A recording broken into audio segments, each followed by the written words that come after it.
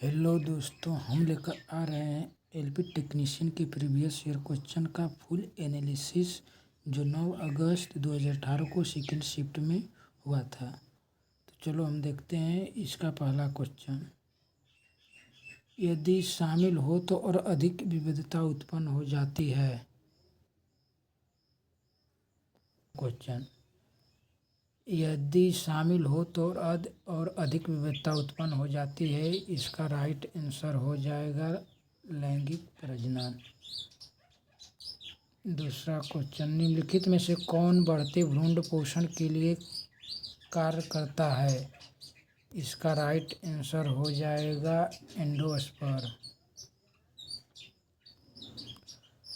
एक पौधे में तने या जड़ का घेरा किस कारण बनता है। इसका राइट आंसर हो जाएगा लेटरल मेरिस्टेम। इसका राइट आंसर हो जाएगा लेटरल मेरिस्टेम।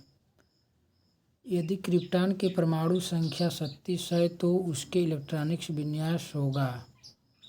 तो इलेक्ट्रॉनिक्स विन्यास आप लोग जानते होंगे। इसका राइट आंसर हो जाएगा बी।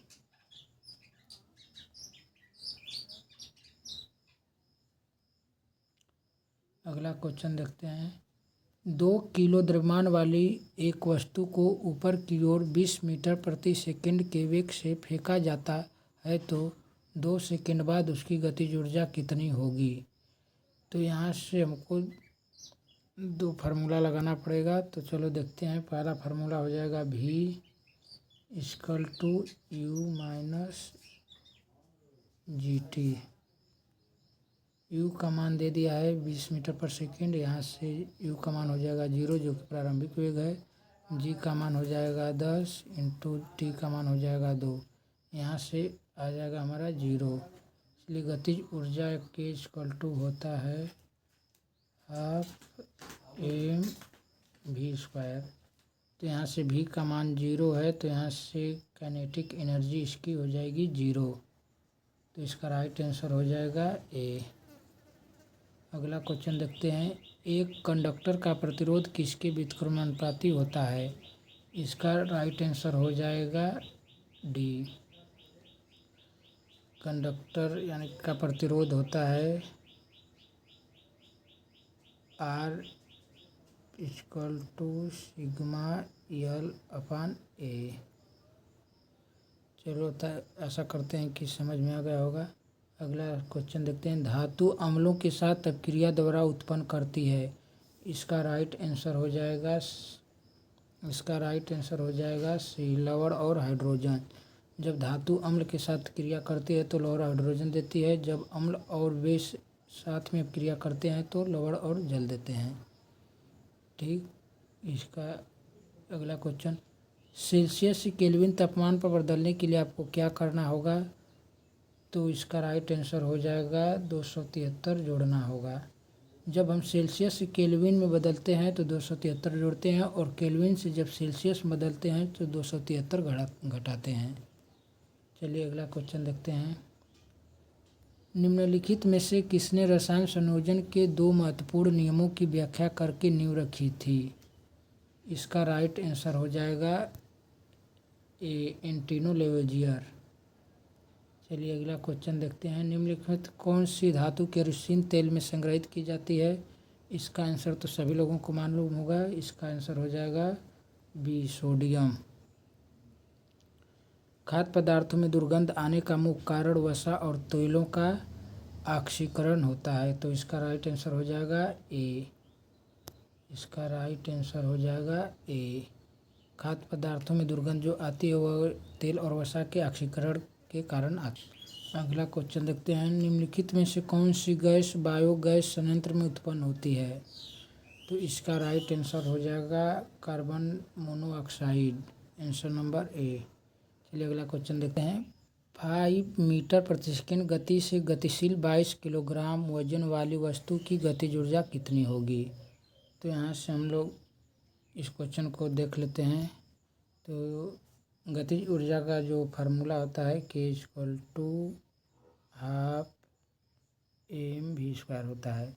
ये जो हमारा है m का मान है और ये जो v का मान है। तो यहाँ पे हम रख देंगे पुट कर देंगे तो हो जाएगा ये एम का मान जो है 22 और वी का मान जो है 25। यहाँ से इसको हम कटा देंगे हर बार में। इसका राइट आंसर हो जाएगा तो 572 जूल।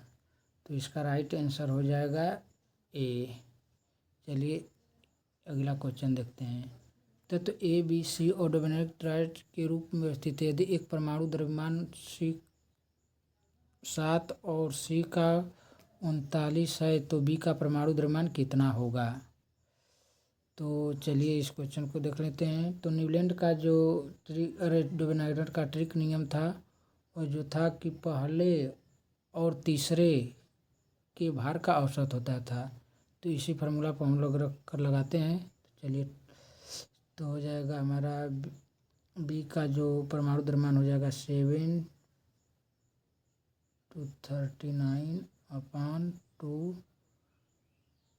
तो 9 7 16 3 1 4/2। तो यहाँ से हम कर देंगे तो हो जाएगा 23। इसका राइट आंसर आ जाएगा 23। आशा करते हैं कि क्लियर हो गया होगा। चलिए अगला क्वेश्चन देखते हैं। यदि आप एक दर्पण में देखते हैं तो आप पाते हैं कि आपका छवि यानी कि आपका जो परावर्तन है आपसे छोटा दर्पण का प्रकार है, आपसे छोटा बनता है। तो कौन सा दर्पण होगा। तो इसका राइट आंसर हो जाएगा हमारा उत्तल दर्पण। उत्तल दर्पण में हमेशा छोटा प्रतिबिंब आभासी बनता है।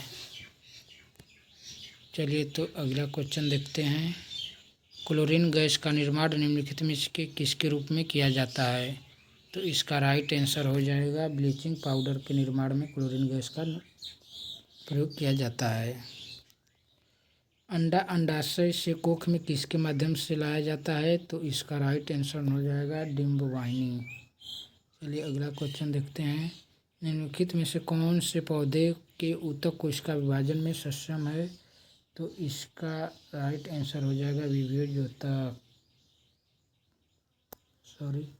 इसका राइट आंसर हो जाएगा विभिन्न द्योतक।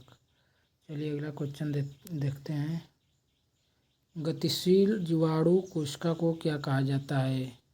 तो इसका राइट आंसर हो जाएगा नर युग्मक।